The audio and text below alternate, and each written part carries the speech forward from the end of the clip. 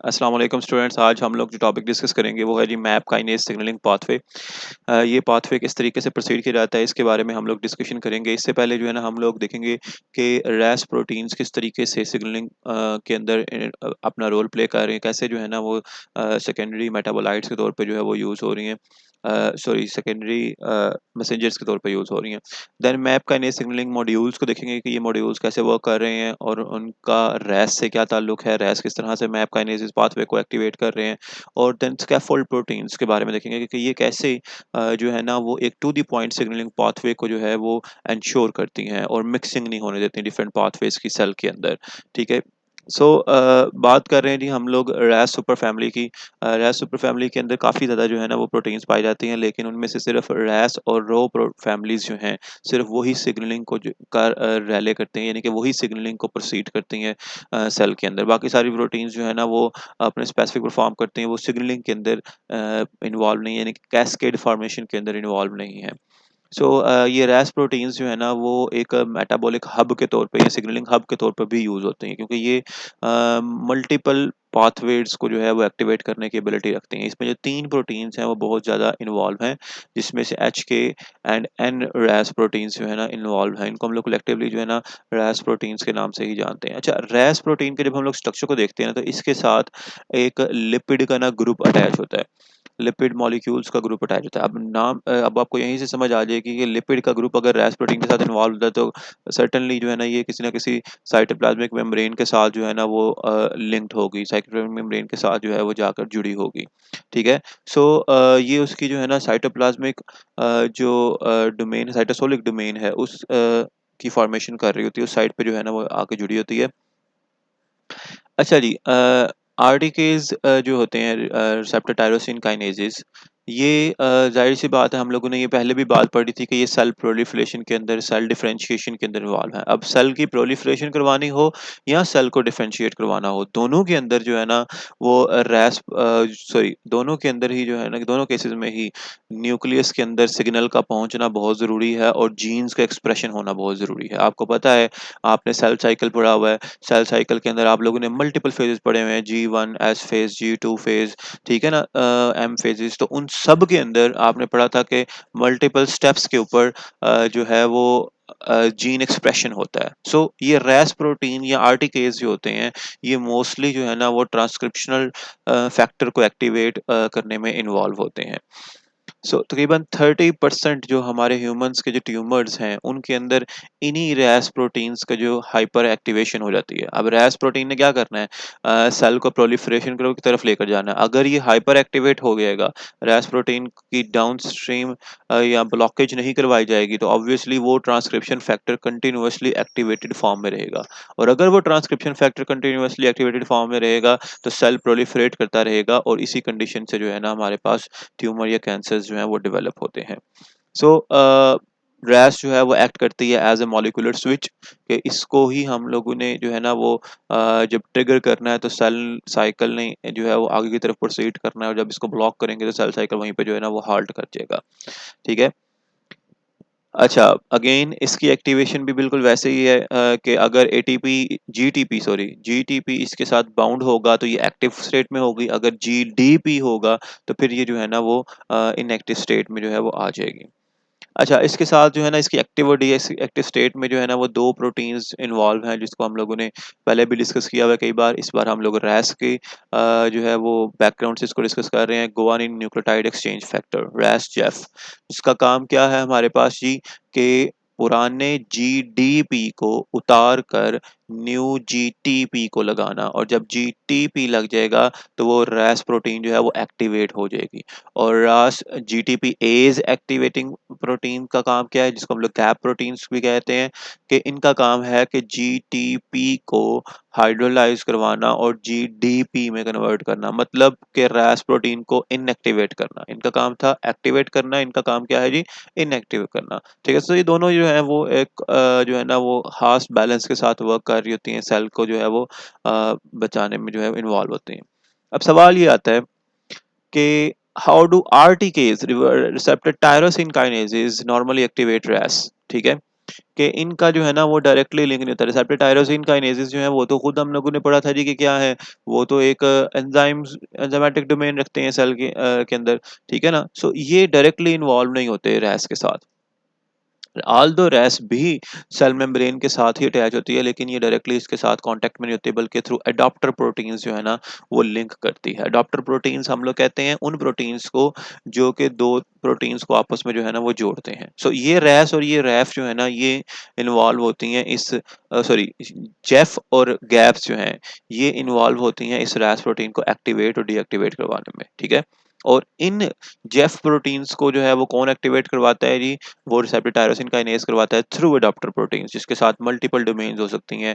SH2 domains हैं, SH3 domains हैं, ठीक है ना। यहाँ पर आप लोग इसको देख सकते हो कि ये GRB2 जो कि ड्रोसोफिला के अंदर डोमेन हमें मिली थी उसके ये हम लोग आगे भी बिल्कुल डिस्कस करते हैं। अच्छा जी, जी डिस्कवरी हुई थी सबसे पहले जो रैस का और रिसेप्टर टायरोसिन काइनेज का आपस में जो लिंक है, ठीक है।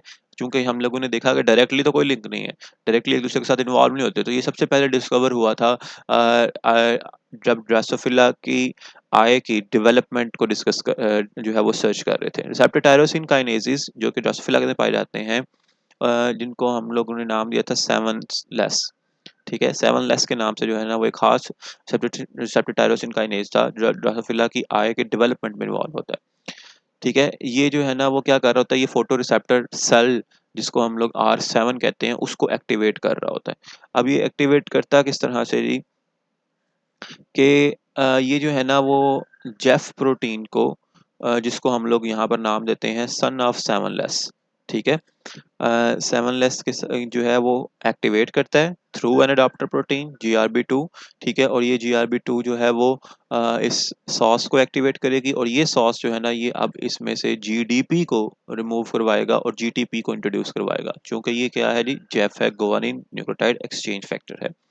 सो उससे फिर जब ये एक्टिवेट हो जाएगी रैस प्रोटीन, तो ये फिर अपना जो है ना वो डाउनस्ट्रीम सिग्नलिंग पाथवे जो है वो परफॉर्म करना शुरू कर देगी। सो यहाँ पर पॉइंट क्लियर हो गया कि रिसेप्टर टायरोसिन काइनेजेस कैसे रैस प्रोटीन को जो है वो एक्टिवेट करते हैं, ये पॉइंट क्लियर करना था, ठीक है, कि डायरेक्टली एक्टिवेट नहीं करते। अच्छा जी, अब नेक्स्ट आता है जी कि ये जो हमारे पास रैस प्रोटीन एक्टिवेट हो गई है, उसका मैप काइनेज के साथ कैसे लिंक है, यानी कि वो मैप काइनेज पाथवे के साथ जो है ना वो किस तरीके से लिंक करती है।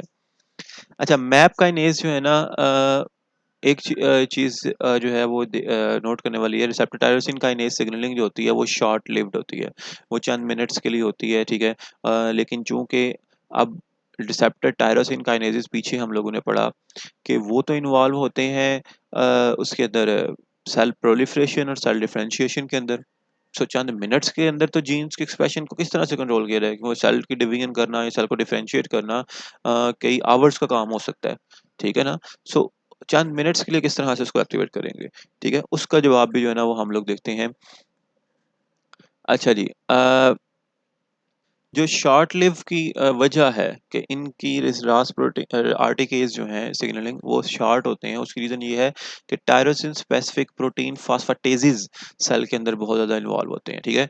जो टायरोसिन रेजिड्यूज को जो है वो से फास्फेट को रिमूव करते रहते हैं, और रिसेप्टर टायरोसिन काइनेजेस जो हैं वो तो है ही ऐसी थी जो कि टायरोसिन रेजिड्यूज के ऊपर फास्फेट को इंट्रोड्यूस करवाते थे, तो ये फास्फाटेजेस उनके इफेक्ट को जो है ना वो नलीफाई करते हैं। इसके साथ साथ रैस गैप्स इन्वॉल्व हैं। गैप्स क्या थे, जो है हमारे पास एक दो लेवल के ऊपर जो है ना, एक्चुअली ये दो लेवल्स बताए गए हैं रिसेप्टर टायरोसिन काइनेज की शॉर्ट लिविंग सिग्नलिंग की वजह के।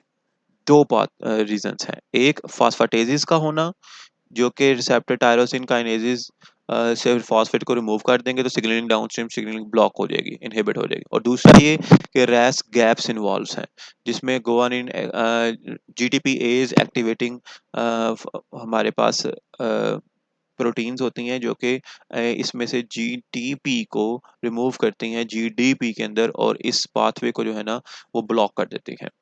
सो ये दो रीजंस की वजह से जो है ना हमारे पास आरटीकेज के जो रिस्पॉन्सेज होते हैं वो शॉर्ट लिव्ड होते हैं, लेकिन मैंने जैसे पहले बताया कि मकसद है जीन के एक्सप्रेशन करना, और सबसे बड़ा मकसद क्या है जी, सेल की प्रोलिफरेशन या डिफरेंशिएशन करवाना, जो कि कई आवर्स तक टाइम हो सकता है सिर्फ चंद मिनट्स तक का काम नहीं हो सकता। सो उसके लिए फिर जो है ना रैस प्रोटीन क्या करती हैं, इससे पहले कि वो डीएक्टिवेट हो जाए गैप से, वो माइटोजन एक्टिवेटेड प्रोटीन काइनेजेस मॉड्यूल, जिसको हम लोग मैप काइनेज मॉड्यूल का नाम दे रहे हैं, उनको एक्टिवेट करवा देते हैं। अब इन मैप काइनेज के अंदर जो है ना वो 3 तरह की प्रोटीन्स होती हैं। एक है मेन जो प्रोटीन है ना हमारे पास, वो है जी मैप काइनेज। काइनेज नाम से जाहिर आ रहा है आप लोगों को जी कि ये क्या करेगी, ये फॉस्फोरिलेट करवाएगी डिफरेंट जो है वो अदर प्रोटीन्स को, ठीक है। अब इस मैप काइनेज को एक्टिवेट करवाने के लिए जो है ना वो चाहिए होती है मैप काइनेज काइनेज, और इस मैप काइनेज काइनेज को एक्टिवेट करवाने के लिए चाहिए होती है एक लेदा प्रोटीन, जिसको हम कहते हैं मैप काइनेज काइनेज काइनेज, ठीक है, जिसको हम लोग आसानी के लिए जो है ना वो रेफ मैक एंड अर्क के नाम से जो है ना वो नॉमेनक्लेचर के थ्रू जो है ना वो कर लेते हैं नॉमिनेट। अब जो रैस प्रोटीन है वो डायरेक्टली जो है ना वो मैप काइनेज के साथ कांटेक्ट में नहीं आती, बल्कि वो मैप काइनेज काइनेज काइनेज यानी कि रैफ के साथ जो है ना वो इन्वॉल्व होती है। रास एंड रैफ याद रखिएगा, रैस डायरेक्टली एक्टिवेट करती है राफ प्रोटीन को, ठीक है, या रैफ प्रोटीन्स को, और ये रैफ प्रोटीन्स जो है वो मैक प्रोटीन्स को जो है वो एक्टिवेट करती हैं, और देन ये मैक प्रोटीन्स जो है वो एक्टिवेट करती हैं अर्क प्रोटीन्स को, जो कि एक्चुअल में मैप काइनेसिस है। अब ये काइनेसिस क्या करेंगे, ये डिफरेंट प्रोटीन्स को जो है ना वो एक्टिवेट करेंगे, जो कि जो है ना वो सेल के अंदर डिफरेंट तरह की फंक्शनल एक्टिविटीज़ परफॉर्म करेंगे, चाहे वो किसी प्रोटीन के एक्सप्रेशन को चेंज कर दें, चाहे वो किसी जीन के एक्सप्रेशन को जो है ना वो चेंज कर दें।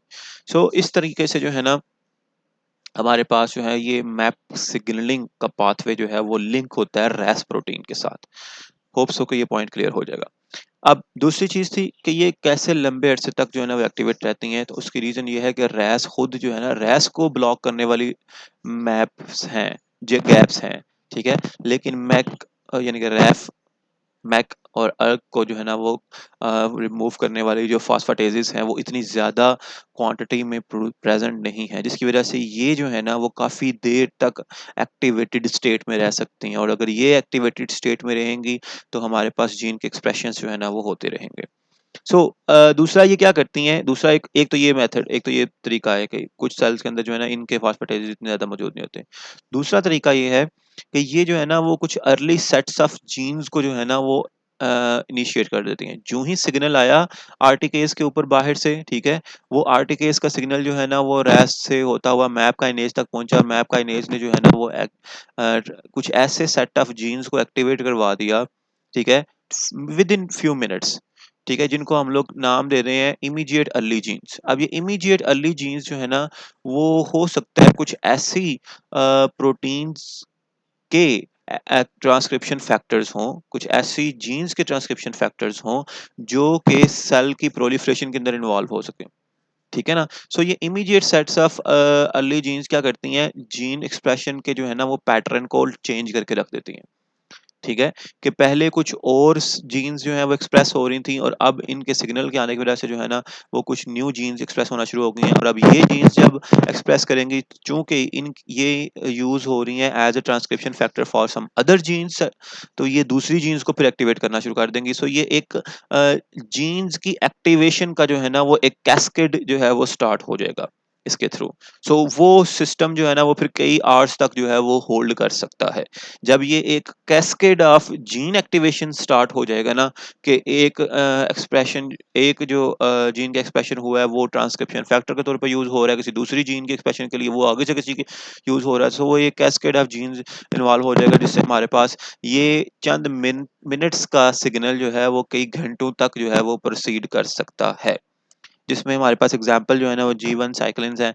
साइक्लिन प्रोटीन्स का रोल आपने पढ़ा था कि जो कि सेल की डिफरेंशिएशन और सेल की प्रोलिफरेशन के अंदर बड़ा क्रिटिकल रोल प्ले करती हैं। ये सेल के जो है ना वो चेक पॉइंट्स होते हैं कि सेल के अंदर जब ये इनका लेवल बढ़ता है, इनका एक्सप्रेशन लेवल बढ़ता है, तो सेल तभी अपनी नेक्स्ट स्टेज के अंदर जाता है, अदरवाइज वो सेल उसी प्रीवियस स्टेज के अंदर जो है वो हॉल्ट करके रखता है। ये सेल साइकिल के दौरान आप लोगों ने पढ़ा होगा। सो इस तरीके से हमारे पास जो है ना वो मैप काइनेज अपने फंक्शंस को परफॉर्म करता है, और वो सेल के जीन्स के एक्सप्रेशन को जो है ना वो चेंज करके रख देता है। अच्छा जी, ये बात मैंने पहले बताई कि वो सिर्फ और सिर्फ ट्रांजिशनली जो है वो एक्टिवेट करते हैं एक्स्ट्रासेलुलर सिग्नल मैप काइनेसिस को, और ये सेल टू सेल वेरी करता है। ठीक है। For example epidermal growth factor जब न्यूरल प्रिकर्सर सेल लाइन के, ये न्यूरल सेल नहीं है, न्यूरल प्रिकर्सर सेल लाइन है, उसके साथ जब आकर रिसेप्टर सेल जब आकर बाइंड करता है तो ये अर्क यानी कि मैप काइनेज को एक्टिवेट करता है और ये सिर्फ 5 मिनट के लिए जो है ना वो अपने सिग्नल को इनिशिएट कर पाता है। और उस 5 मिनट के अंदर ही जो सेल है ना वो डिवीजन के स्टेप के अंदर चली जाती है, सेल जो है वो डिवाइड हो जाता है। ठीक है ना। तो सेल जो है वो डिवीजन करना स्टार्ट कर देता है। लेकिन यही जब एनजीएफ जो है वो इसके साथ आके बाइंड करता है सेम सेल के साथ, तो वो कई घंटों तक जो है ना वो उस सेल के साथ बाउंड रहता है, सॉरी सिग्नल को जो है ना वो एलिवेटेड फॉर्म में रखता है और अल्टीमेटली वो सेल जो है वो प्रोलिफरेशन स्टॉप कर देता है लेकिन डिफरेंशिएट होना शुरू हो जाता है इनटू द न्यूरॉन्स। ठीक है ना। और आपको पता है जब एक बार सेल न्यूरॉन सेल के अंदर कन्वर्ट हो जाए फिर वो मजीद प्रोलिफरेशन नहीं कर पाता। सो ये डिफरेंट जो है ना वो रिस्पॉन्सेज हो सकते हैं जो कि मैप काइनेज के साथ एसोसिएटेड होते हैं। फीडबैक बहुत ज़रूरी है इस मैप काइनेसिस की, क्योंकि हम लोग ने पहले भी पढ़ा था कि किसी तरह का भी कोई सिग्नलिंग पाथवे हो, वो सिग्नलिंग पाथवे को जो है इनहिबिट करना बहुत ज़रूरी है। और कुछ ये मैप काइनेसिस जो है ना वो मल्टीपल वेज में फीडबैक रिस्पांस जो है वो जनरेट करते हैं। कुछ जो है वो पॉजिटिव फीडबैक लूप्स की फॉर्म में करते हैं। फॉर एग्जांपल ओ फ्रॉग का जो ओ साइट है, जो ही वो एक्सटर्नली प्रोजेस्टेरॉन हार्मोन के सिग्नल को डिटेक्ट करता है तो वो मैच्योर होना शुरू हो जाता है। ठीक है ना। और ऑल एंड नन रिस्पांस वाला जो बिहेवियर है वो ये शो करता है। ये एक पॉजिटिव फीडबैक का लूप की जो है वो एग्जांपल है जो कि प्रोसीड करता है थ्रू मैप काइनेसिस पाथवे। इसी तरह से नेगेटिव फीडबैक में लूप के थ्रू ये है कि फॉस्फेटेजेस जो है वो एक्टिवेट हो जाते हैं, जो कि इन डिफरेंट फॉस्फेटेजेस के एक्टिवेट होने के बाद वो फॉस्फेट ग्रुप को रिमूव कर देंगे जिससे मैप काइनेसिस जो है वो ब्लॉक हो। जैसे मैंने बताया कि सब सेल्स के अंदर तो नहीं लेकिन मोस्टली सेल के अंदर जो है फॉस्फेटेजेस जो है वो एक्टिवेट हो जाते हैं और वो इन जितने भी ये एक्टिवेशंस के स्टेप्स हैं उनको वो इनहिबिट करना शुरू कर देते हैं। फॉर एग्जांपल कहते हैं जी कि अर्क जो है ना वो रैफ क्या था, वो पहला था मैप काइनेज काइनेज काइनेज। ठीक है, उसको इनएक्टिवेट कर देता है। किस तरह से? फॉस्फोरिलेशन से। यानी कि हम लोग इसको जो है ना वो कुछ इस तरह से कह सकते हैं कि जब ये एक्टिवेट होता है तो ये जाकर खुद से जो है ना इस प्रोटीन को, रैफ प्रोटीन को जो है ना वो इनहिबिट कर देगा बाय फॉस्फोरिलेटिंग इट।